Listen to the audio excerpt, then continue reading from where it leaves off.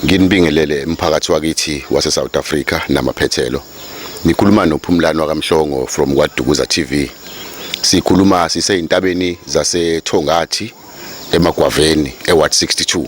Size ngodaba esibhalelwe kulona usisi esazongena nje ngaphakathi ayibika ukuthi ubani asixoxele udaba lethu sibone ukuthi siyindle emnyama ikuphi la singalula khona isandla sikwazi ukuncedisa estorini asesibekile ngendlela esijwayele ngayo ukuthi thina siyindle emnyama sijwayele ukuthi sibambisane.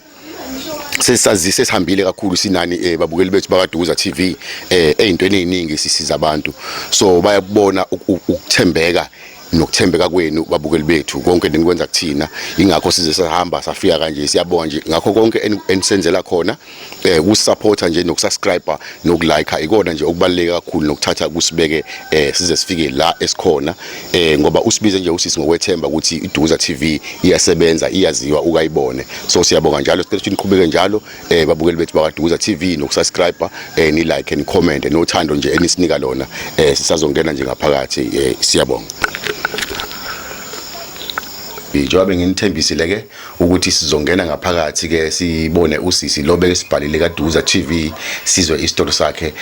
Nanguke uhleli ecaleni kwami, ngizoke ngumnikeze nje ke umbhobho ukuthi akhulume, asibingelele ayichaza ukuthi ubani, mase echaza istory sakhe sibone ukuthi kuphi la singancedisa khona. Sisi wami, ngicela nje ukubingelela nawe masubingelela ababukeli bethu bokwaDukuza TV, ubike nje igama lakho mase usilandelisa nje udaba esize ngalo mama. Ngiyabonga. Yebo. Igama lami nguFikile ngwakaNovela Isibungu. Ngiyabingelela kubabukeli bakwaDukuza TV. Nginenkinga la. Inkinga yami yaqala ngo-2020. Kodwa before ifike kumina leyo nkinga kwaqala kwagula ubhuti wami 2019, washona ngo-2020. Singazi ukuthi yini inkinga yakhe ngoba ukugula kwakhe waqala nje esho ukuthi unephupho, uphuphe edla ebusuku. Emva kwalokho wayesezwa kunento ehambayo emqaleni. Wazanya-ke wahanjiswa ezibhedlela, wagcina engalitholanga usizo. Wase eyadlula emhlabeni. Kuthe esefihliwe kwadlula inyanga eyodwa. Nami ngokunjalo ngaphupha ngidla. Ngezwa futhi sekunento ehamba esifubeni sami. Ngahamba ibhedlela kungatholakala ukuthi yini. Kwatholakala ukuthi nginamalungs infection, ngiyademejeka. Ngisamba unyaka wonke isibhedlela. Emva kwalokho ngabona ukuthi akuyingizama ngokwesiZulu. Mangizama ngokwesiZulu ngibahambile abantu kungatholakala ukuthi kahle kahle yini into engiphethe. Emva kwalokho kuthe ngonyaka ka4 omunye umama ke wazama ukungisiza naye. Wase yangibona ukuthi inkinga yami ngigcwele izilwane ngaphakathi, sezakhele seziningi. Wazama ukungisiza naye ke kodwa wahluleka. Ngaqhubeka ke ngilongihamba abantu bengitshela ukuthi hayi makuvela nje kumane kuvela ukuthi kuyinto yomndeni. Into yomndeni lento iyiswalo. Manje nami ngijike ngingabe ngisazi ukuthi enekwenzakalani. Manje lento ayisalapheki, ayisenzeki lutho. Zigcwele ngaphakathi, ziyangidla futhi sezinkulu, ziyanuka. Futhi bayasho ukuthi into yomndeni ayilapheki kalula ngoba ngisho ekhanda zigcwele ziyangidla. Sekunzima impilo yami ngiyisola kahle kahle isinzima, angisakwazi ngiyenza lutho. Noma ngitohoza sengitohozela lento lena. Ngoba manje ayilapheki, ngisho ngithola imali fanele ngigijime zonke izindawo.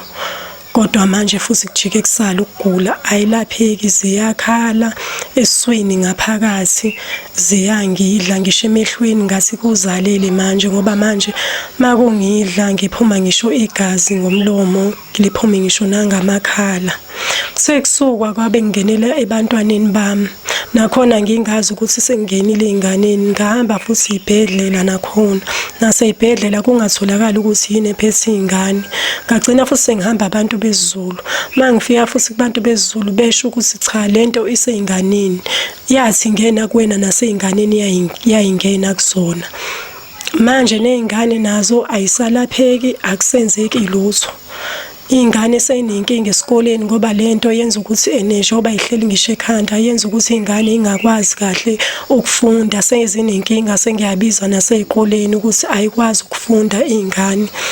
Manje ngisho ngithi ngiyazama ukubabikela abakwazi ukuyi-understand-a into kanjalo, angisakwazi nokusebenza-ke manje sekuyinkinga, ngihlale ngilova emsebenzini, ngibuye ngihambe ngiyohlala emzini yabantu o2 weeks, iy'nyanga, kodwa nje kujike kungenzeki lutho. Angisazi nami ukuthi ngenze njani.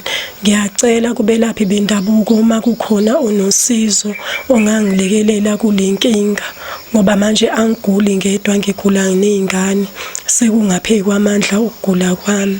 Ngiyabonga. Babukeli bethu bakwaDukuza TV, ngiqale nje ngokudlulisa ukuxolisa usisi ukuthi angaveli ubuso. Ngicabanga ukuthi babukeli bethu nizongivumela esitorini sakhe noma odabeni alikhulumayo ekuthenini sizama ukuvikela isithunzi sakhe kulolu daba alikhulumayo, ngoba uyaluza ukuthi luthanda ukuthi libe bucayi, ngoba nezingane zikhona kodwa ke ngeke siyibiza amagama, ngeke siveze ngenxa yesimo udaba olubucayi ngalo. Siyaxolisa nje kakhulu babukeli bethu ukungamvezi nje usisi isizathu indlela udaba olubucayi ngayo, nanokuthi nje usisi usematohweni, so sekungaba nalezo zinto ezithiza thizeni. Babukeli bethu, angazi ukuthi ngaqala ngithini usisi ngendlela istory asibeka ngayo, ngoba uyasho ukuthi mabeya noma mayeya kwababonayo khona bashoyo ukuthi into eyisithwalo, kuyinto eyangena ngaphakathi kuyena and ihambe imudle. Mayise iqalile lento kumudla kuyeke kuphuma igazi ngamakhala noma ngomlomo, even nangesithweni isangasese. Babukeli bethu, odaba lingasisi njengoba kade chaza ukuthi lento isiwele nasey'nganeni, so sicele ukuthi mhlambe nezingane sithi ukusondela, ngoba ngathi khona othe ukukhula undodakazi mhlambe nayo ungakwazi ukuthi athi ukusinabisela udaba ekuthenini kwenzakalani, kwaqala nini ukuthi ayinothise lento eyenzakalayo. Ngiyabonga nje kakhulu, bengizocela nje ukubingelela usisi omncane. Sanibonani babukeli, igama lami ngu-Olwethu, ngina 19, ngifunda enyuvesithi, iminyaka yami iwu-19. Uqala kwami unothisa ukuthi ngiyagula, ngaqala ngifunda ugrade 12 ngo-2023. Kahlahle umuntu waqala unothisa uma ngoba wayezwa mengilele naye ezwe ukuthi khona izinto ezikhalayo, futhi bengakhali njengey'kelemu, bekhala kakhulu njengokuthi noma umuntu eseduze kwami ezizwe ukuthi khona into ezikhalayo. Zijike futhi ihambe, meyihamba aqumbe nesinye zingifaka umoya elokhuzaneni eswini, ziyahamba nje yonke indawo. Sengumuntu ukuthi ngiyavuka ekuseni, mengivuka ngiphuma igazi ngamakhala, ayiphumi kancane igazi, liyaphuma nje ukuthi bese nje kuphuma amafinila, liyaphuma. Amehlo ngivuke ngivuvukele, umqalo ubuhlungu, ngiphathwa ikhanda elingapheli. So ngiyacela ukuthi kubantu abangakwazi ukuthi besilekelele, ngiyacela ukuthi besilekelele. Ngiyabonga. So mhlambe mangingabuza, njengoba usemncane neminyaka yo19 uyasho ukuthi uphuma esikoleni and uqala uyinothisa usafunda umatric, and siyabonga nje uNkulunkulu ukuthi ukwazile ukuthi ingakuphazamisi noma ikuthi kuphazamisa but ukwazi ukufika kumatric. Njengamanje njengoba usaqhubeka ufunda, mhlambe mangingichazela nje ukuthi izinto ezenzayo akukho yini ukuphazamiseka okwenzakalayo esikoleni ngezifundo zakho nakho yonke ngendlela ochaza ngayo isimo. Ungiphazamisa lento yaqala last year ngo-2024. Ngangihlala no-rooms, ngihlala le-rooms wami wayemuntu o-right. Ngangiquleka njalo nje ngakhona ukuthi ngidle. Uyena muntu oyenginakekela-ke loyo, ngishise ngakhona ngisho ukuhamba, ngihlala embhedeni. Kwesinye isikhathi umama ngambuye ngamtsheli ngoba umuntu ozwela kakhulu sezofona akhale yabo kanti mina into angiyithandi.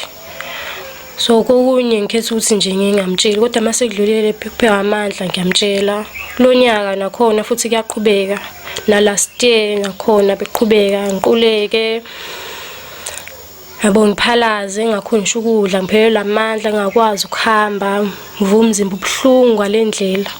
Lokho kwagcina ukuthi ngingabe ngisakhona ukuthi ngihambe ngiyofunda ngi-attend ama-class ecampus nama-exams bese ngiphutha ngawabhala ama-exams sikholela ukuthi manje nje nemilenze o4. Ngiyasaba ukuthi no-NSFAS uzongirejecta mengiqhubeka ukuthi ngigcine senginemilenze ngizogcina ngasakhona ukuthi ngiqhubeke ngifunde kahle ngithole i-degree yami ngoba ngizogcina sengikweleta nasesikoleni ngenxa ukuthi izifundo eziningi angiyibhali. Ngibonga nje kakhulu babukeli bethu kwinkulumo kaSisomncane njoba umuntu osemfundweni enomsila uthi kunomuntu owurumza usisa behlala naye okuyena ugula kwaqala kakhulu enaye kodwa wakwazi ukuthi emnake akaza amcwase akaza amshiye. Siyabonga nje kakhulu kusisi ngoba siyazi ukuthi njoba ihlala naye ewurumza babantu abathi baba kwi same group kwi age group A1, so which means naye usemncane kodwa wakwazi ukuthi akwazi ukunakekela omunye umntwana omncane njengaye. Siyabonga nje kakhulu sisi lapho khona noma igama lakho singeke size silibize isikole singasibizanga kodwa uNkulunkulu uyazi ukuthi imessage siqondise kuwena la ukhona sisi. Siyabonga nje kakhulu isineke nesihe onaso. Siyacela ukuthi siqhubeke njalo ngoba bafowethu umuntu sonke singaba kaNkulunkulu and akekho ozaziyo ukuthi namhlanje njengoba uhamba uzobuya usaphila noma uzobuya usaphelele yini ngoba ungahamba ubuya usaphila kodwa ungasaphelele. So konke sikubeka ngaphansi kwezandla kaNkulunkulu. So into mayisavelele omunye umuntu namhlanje akusho ukuthi okwakhe nakuwena kusengaba kuwena. So kubalekile ukuthi umuntu nomuntu mayinenkinga sikwazi ukuthi sisizane la esingasizana khona. Siyabonga nje kakhulu sisi Rumza. Siphinde nje sisixolise ukuthi njengoba uchaza ukuthi kunemilenze eyasalayo eminingi ngenxa ukuthi ugcina ungakwazi ukufunda ekuyinto enzima kakhulu. Esazi ukuthi uNSFAS ugcina naye usukoleta usuke ungasakwazi ukuthi aphinde accept mhlawumbe mawufuna isikhala ngenxa yemilenze osuku usunayo futhi mhlawumbe ocabanga ukuthi esengahamba iphinde iphazamiseke ngenxa yokugula ngoba akumile njengoba usho nje ukuthi nakulonyaka sike kwenzeka njengoba unyaka usephansi kangaka kodwa sike kwenzeka. So siyaxolisa nje kakhulu sisi kodwa ke siyathemba ukuthi njengoba sinababukeli bethu bakaDukuza TV siphethe lonke uhlobo labantu abanenhliziyo neziphiwo engafani abayiphiwa uNkulunkulu. Mangizobuyela kuwena nje mawami mhlambe nangu ndodana ngiyazi ukuthi ngeminyaka yakhe usemncane ngeke sikwazi ukuthi sikhulume naye. Bengizocela nje ukuthi ngibuze kuwena mhlambe nje usho iminyaka yakhe ukuthi uneminyaka emingaka mase usichazela nje ukuthi wena unothise kanjani kuyena ukuthi kwenzakalani enganeni. Ngiyabonga mama. Umfana wami una 8 years. Ukugula kwakhe ngakunothisa ena 3 years. Ngoba ngimhambisile esibhedlela hayi indaba yokudlala ngoba ngaze ngashintsha ngishisa uhulumeni ngazama medical aid ngibona ngathi mhlawumbe asisebenzi nakhona kwajike kwafana. Ukuphila kwakhe uphila ngokuthi njalo fanele ahambe aye kudokotela ayofakela ama-drip ukuthi ene akwazi ukuthi ebe namandla. Kungikhalisa kakhulu ngoba ene usemncane lezi zinto ziyamhlukumeza aphila nazo. Impilo yakhe njengengane akayazi into ekuthiwa injabulo. Ayipheli inyanga engenayo inkinga. Uchama igazi asho ukuthi mayangidla lento kumatoto. Maye ngitshele siyamudla kumatoto nami ngimani ngingazi ukuthi ngizokwenza njani ngaleso sikhathi fanele ngisangane ngihambe ngiphuma ngena ngiboleka imali ngizama ukumhambisa kubantu abathize ajike futhi mhlawumbe kube u2 days uzoba ngcono ngaleso sikhathi kujike kuqale phansi. Iyamhlukumeza ngisho emqondweni sengathi uyingane manje engingasho ngisi mhlawumbe ngathi uyahlanya ekubeni ebengahlanyi ngazi kahle ukuthi akahlanyi ilezi zinto nje ezimgulisayo. Ebusuku akakwazi ukulala akalali kuze kuse ngoba uyaqhwisha. Sekufanele nami ke ngimgade maye eqhwisha ngimgade nami ngingalali lapho kumele ngivukile ngiye etohweni ingekho nami into engiyisebenzelayo ngoba uyakhala asize yamudla ngisho emathambeni akhe manje ngaphakathi sekuyalento sekuyazwela ngoba kuyaqhuma amathambo ngisho ngaphakathi emkatsheni wamathambo asimazi yangidla ngaphakathi kunzima nje kakhulu ngoba ngisho ekhanda uyakhala kwesinye isikhathi ashe kuba ngase kuqhuma ilondo ekhanda ziyamshisa lezi zinto aqothuke ngisho inwele kunzima kakhulu kuyazwela angisazi ngempela ngenze njani.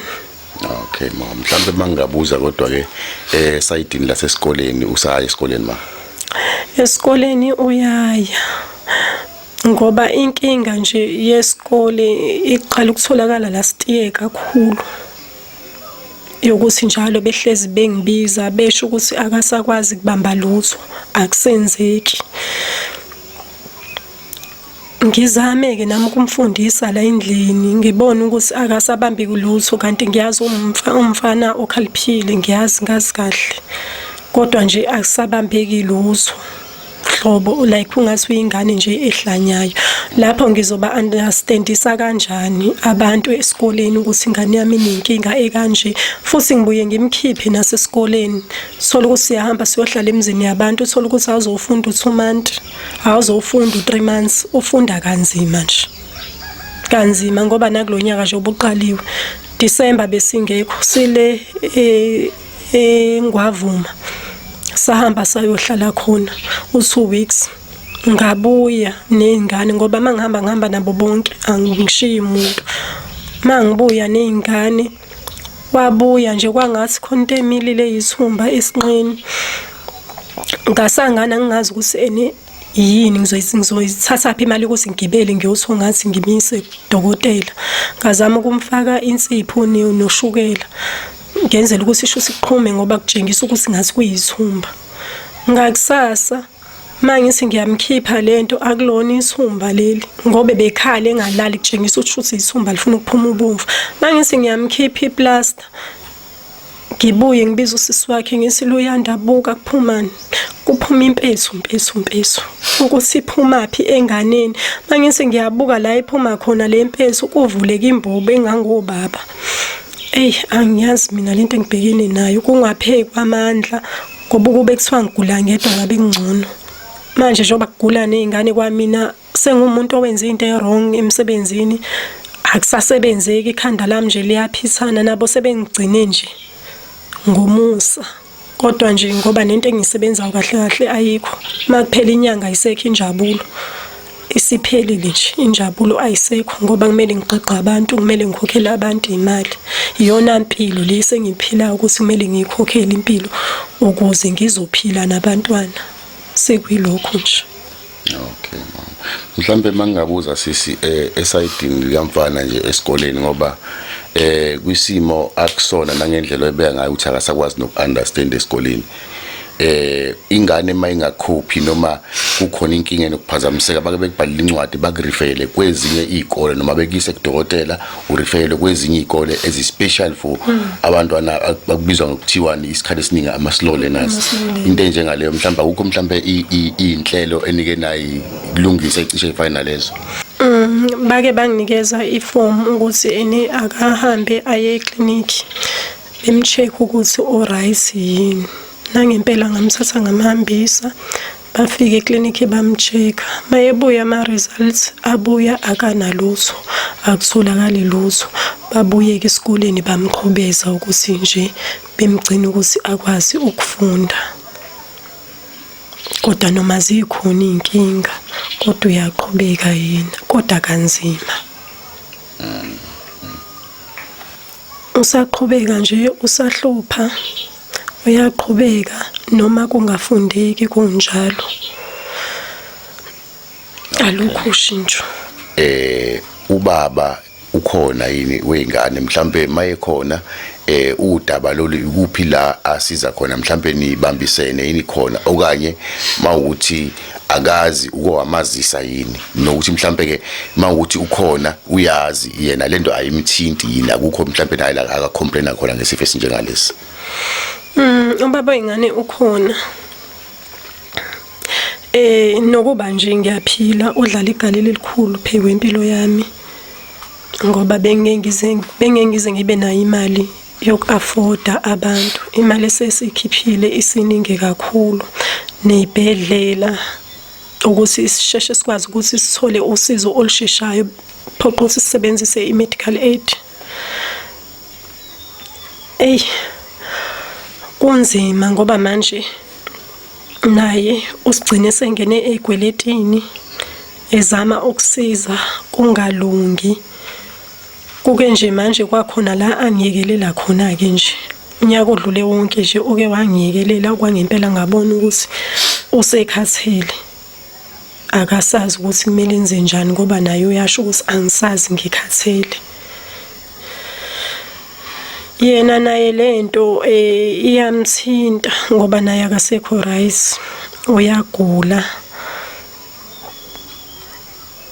Naye une-stress ukuthi enugulile umndeni wonke. Nakuyena nje akusaphileki. Umuntu nje osehleze nolaka. Umuntu osehleze iphuza ngale ndlela lento ebingenzeki. Sekuningi nje. Iyas-affecta kakhulu ngisho uthandweni lethu. Nenjabulo nje ayisekho. Sekuhlezi nje kuyilokugula nje usekuhamba phambili empilweni yethu phela. Akusajabuleki. No, ngiyakuzwa sisi. Khona kubhlungu impela kodwa ke siyabonga ukuthi ke umfowethu ukwazile ukuthi abe nawe sonke lesisikhathi until kuze kufike naye abone ukuthi akasazi ukuthi kuphi kufanele akwenze ngoba ingqondo ihambe igcina izime igcina ungasazi ukuthi ke yini engayicabanga ekugcineni.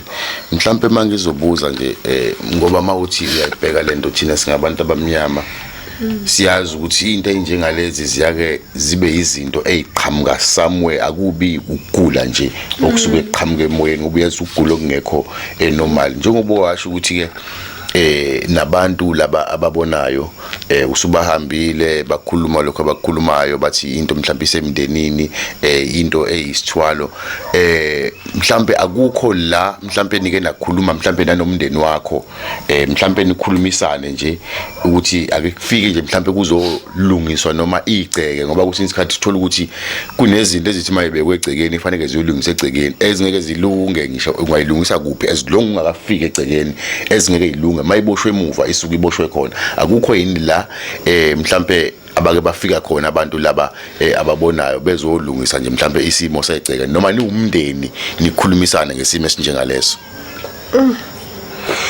Engakusho umndeni wami awuhlangene. Mina nje ngingasho ukuthi ngiyintombazane nje ikhulisela ugogwayo mama washona ngina 6 months. Umndeni wami awuhlangene okwangempela. Noma ngalibika lolu daba kubona akekho wasukumayo. Babe ngiphikisa futhi mangabe ngisho ukuthi lento eyomndeni babona ngoba sekwenzeka einganeni zami ukuthi eyomndeni lento ningane sengisho ukuthi ziyagula. Naba bomndeni bakhona aba-affectayo lento asebeqalile nabo begula kodwa noma kungakagxili kubona kodwa nje sebeyagula ngenxa yokuthi kuthiwa lento iyilumbo lesithwalo. Umuntu wathatha inhlabathi zamathuna futhi akuyena wangaphandle umuntu nje womndeni owadlala ngathi wasifaka lezilwane ukuthi mayihlale kuthina impilo nje ingaqhubeki. Ngoba ngike ngazama ukulikhuluma lolo daba ukuthi ayibona into ukuthi enikuthiwa nayo into ivela kanje.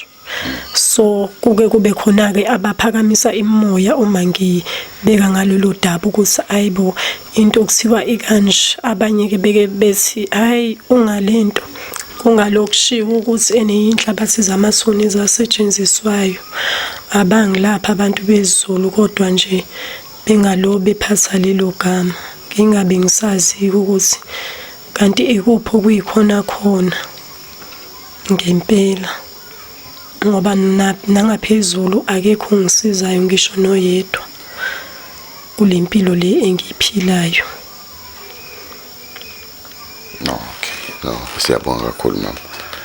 Kodwa ke njengoba usuthole thina, usuthola omunye umndeni. Ngoba umndeni wakho uthola phambili ngendlela eniphilisana ngayo nabantu. Indlela okhuliswe ngayo ekhaya nangendlela ofike uphilisane ngayo nabantu uma uhambile ila ukwazi ukwakha khona ihlobo zakho ngoba njengoba usunodukuza TV nje iwona mndeni wakho ufanele ukuthembele kuona ngoba nje ububizile ubiza njengoba uthemba. Nathi sizela ngoba sizethemba ukuthi siyakwazi ukwenza izinto zenzeke. uNkulunkulu uyakwazi ukusebenzisa. Sinabo ababukeli bethu abanothando nabanamandla abakwazi ukwenza yonke into. Ngoba uNkulunkulu akekho umuntu angamnikezile amandla okulapha. Akekho uNkulunkulu umuntu angamnikezile isipho sakhe. Umuntu nomuntu njengoba siphila njengoba sila umuntu nomuntu unento yakhe yedwa anikezwe yona. So la kwaDukuza TV umndeni omkhulu onalo lonke uhlobo labantu. So isethembiso sethi into esingayisho nje ukuthi usizo lusendleleni. Ngoba kunabantu esinabo nabazwayo abadila nalento le ukhuluma ngayo. Esifisayo nanokuthi nabanye sigcina esingakaxhumani nayo babukeli bethu. Sicela ukuthi bavele ukuze bazibonakalise imisebenzi namandla baphiwe wona uNkulunkulu ngoba lamandla uNkulunkulu usoyenikezela ukuthi asebenze egcineni. So siyacela ukuthi makukhona nomunye ongakaza vele onawo amandla nozibonayo ukuthi angakwazi ukuthi asize usisi. Usisi izoshiya nje mhlambe sizoshiya inamba zethu okanye mhlambe siyibeke eyakhe sibone ukuthi ke sixhumana kanjani naye ngoba use ward 62 oThongathi eMagwaveni. Ukuze makukhona mhlambe odinga ukuthi abe nosizo asondela ngakuyena kusoThongathi eMagwaveni eward 62. Siyabonga nje kakhulu babukeli bethu isikhathi nisipha sona bese ucela nje ukuthi ngibuyele nje emuva nginikeze usisi asiphe nje amazwi okubonga acele nje mhlawumbe nakubabukeli bethu ke acelayo ngoba sesizizwile istory kodwa ke siyazi ukuthi kukhona okunye mhlawumbe ofisa ukuthi ukudlulise ngoba njengamanje ubusa sichazela inkinga obhekene nayo. Siyabonga mama. Kubabukeli ngiyacela usizo nakuba yelaphi bendabuko ngiyacela usizo ukuthi ngikwazi ukuthi ngilapheke nezingane ngoba umama kubhlungu ukuthi ugule kanye nezingane. Kungenza ukuthi ngingakwazi ukucabanga kahle, kungenza ukuthi ngihlezi ngikhathazekile. Angisazizwa ngomuntu nje ophilayo kahle ngifile kodwa manje ngiyaphila ukuthi kanjani angazi.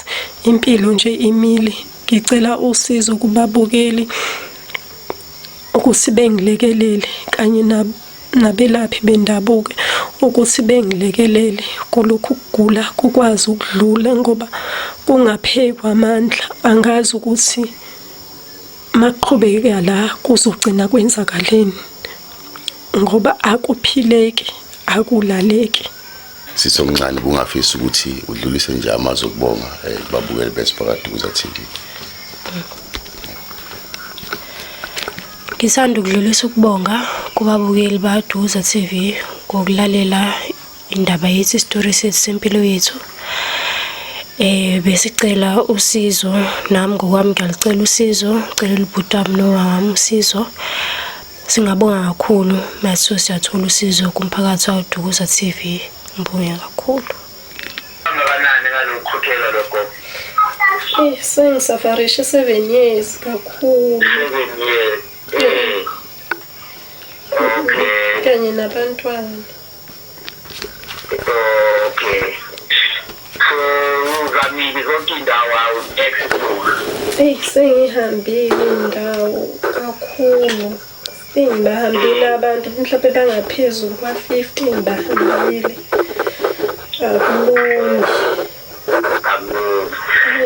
Manje ke ngikhuluma nawe kukhona la uzwa khona ngathi kunepain kuyakuhlupha yini manje?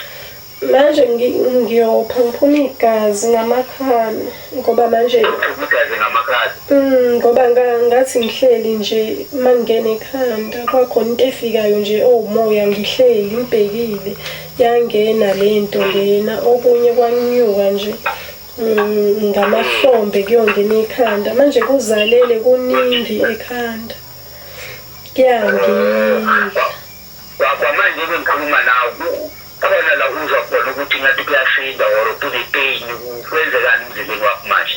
ipain ila angazi noma ngikhathi kuzalele kwinhliziyo yami ngoba khona nje into egunquza phakathi kwinhliziyo ngoba zizalele nje yonke indawo.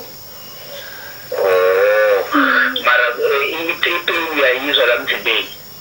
Okwamanje kuthule manje. Kuthulile manje? Manje